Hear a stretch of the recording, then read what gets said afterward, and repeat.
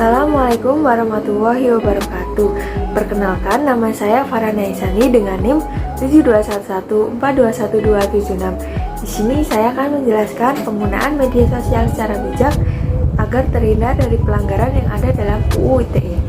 Yang pertama yaitu pengertian media sosial. Media sosial adalah platform digital yang memfasilitasi penggunaannya untuk saling bersosialisasi, baik itu berkomunikasi atau membagikan konten berupa tulisan, foto, dan video. Segala konten yang dibagikan tersebut akan terbuka untuk publik secara real time. Hal tersebut karena media sosial adalah aplikasi yang dibantu internet, sehingga selama pengguna tersambung dengan koneksi internet yang baik, maka proses penyebaran konten bisa dilakukan pada saat itu juga. Media sosial banyak sekali aplikasi di dalamnya, yaitu ada Google, Twitter, Instagram, WhatsApp, Line, Pinterest, dan masih banyak lagi. Dengan aplikasi pada media sosial tersebut, kita bisa terhubung dengan seseorang baik jauh maupun dekat. Nah, banyak sekali fungsi dari media sosial, diantaranya yaitu ada 3. Yang pertama yaitu untuk berkomunikasi, dan yang kedua untuk berbisnis, dan yang ketiga untuk marketing.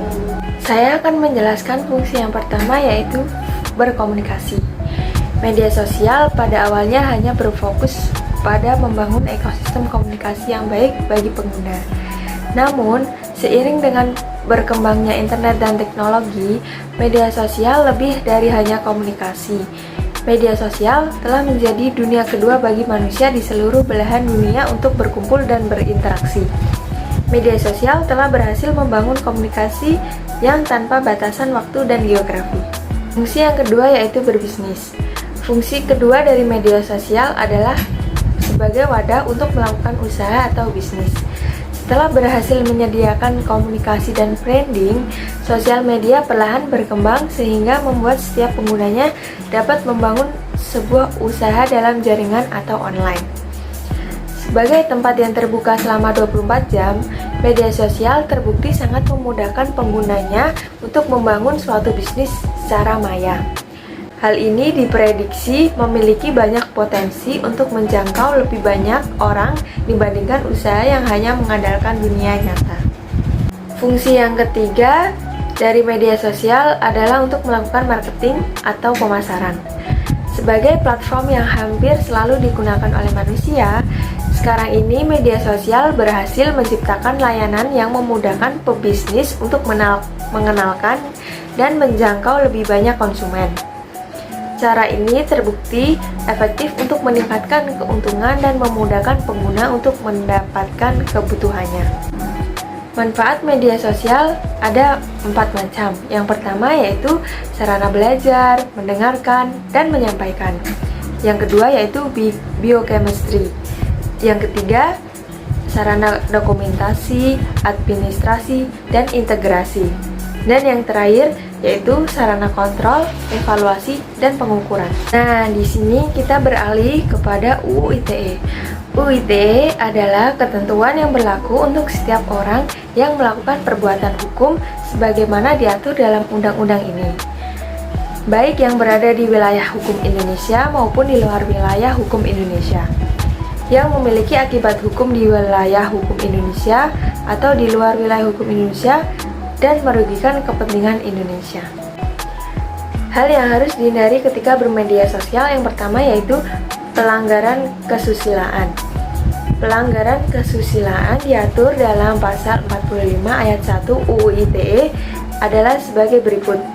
Setiap orang dengan sengaja dan tanpa mendistribusikan dan mengasumsikan dan membuat dapat diaksesnya informasi elektronik atau dokumen elektronik yang memiliki muatan yang melanggar kesusilaan sebagaimana dimaksud dalam pasal 27 ayat 1 UU ITE dipidana dengan pidana penjara paling lama 6 tahun atau denda paling banyak 1 miliar rupiah.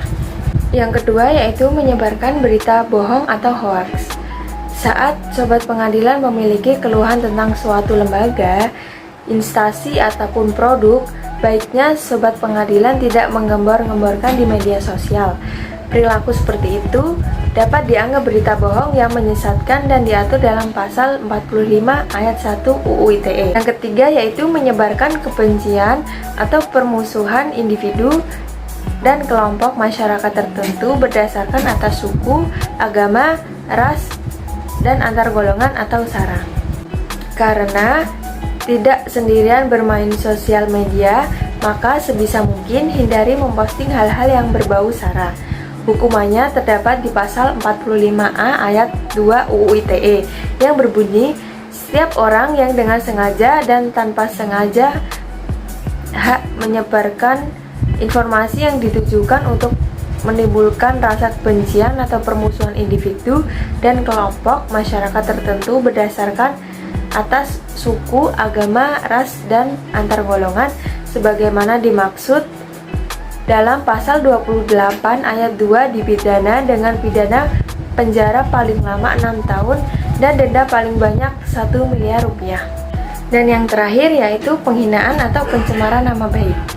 Di media sosial, sobat pengadilan tidak bisa sembarangan menjelek-jelekan individu maupun lembaga tertentu karena di pasal 45 ayat 3 UU ITE yang berbunyi, setiap orang yang dengan sengaja dan tanpa hak mendistribusikan atau mengasumsikan dan membuat dapat diaksesnya informasi elektronik dan dokumen elektronik yang memiliki muatan penghinaan atau pencemaran nama baik sebaiknya dimaksud dalam pasal 27 ayat 3 UU ITE dipidana dengan pidana penjara paling lama 4 tahun dan denda paling banyak 750 juta rupiah.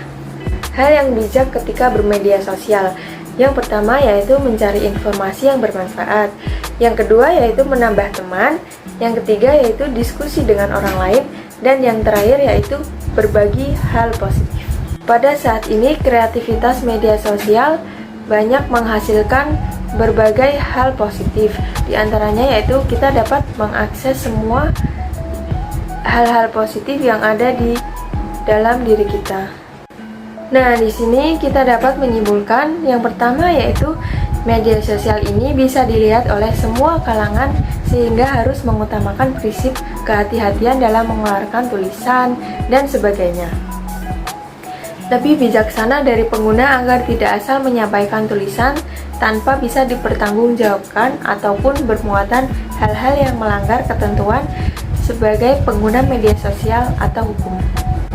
Yang kedua yaitu pergunakanlah media sosial untuk sarana komunikasi yang baik sehingga apabila pengguna ingin melakukan kritik terhadap suatu permasalahan sebaiknya dilakukan di ruang kritik sebagaimana mestinya sehingga bisa ditanggapi atau diklarifikasi oleh pihak yang menerima kritikan. Dan kesimpulan yang terakhir yaitu tetap bersikap sopan dan santun dalam menggunakan media sosial.